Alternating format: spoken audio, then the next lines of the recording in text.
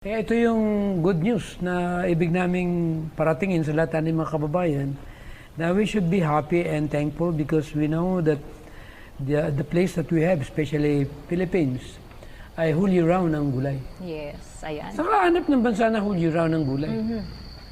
Anytime, pwede kang kumuha ng talong. Samantalang sa ibang bansa, Hintayin mo pa yung season.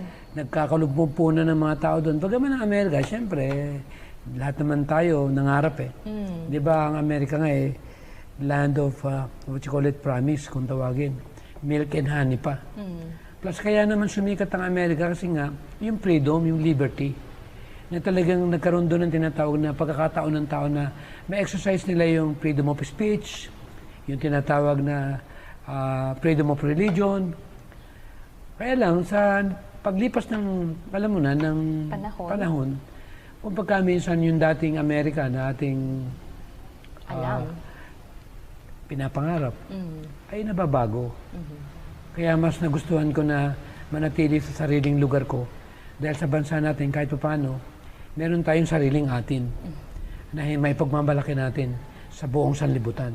Na ang bansa natin, ang lahat ng gulay, prutas ay napakaraming makakain na kung tawagin ay whole year round. Kaya kung vegetarian ka, Pilipinas ang pinaka-the best na lugar para tayo ay tumira.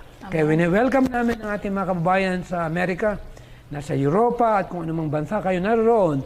Huwag ninyong tinatawag na basta lang lamang na baliwalain na tayo ay merong sariling lugar na napakayaman, na tayo ay binless ng Panginoon dahil nandito lahat ang mga pagkain na kailangan nating katawan. Amen.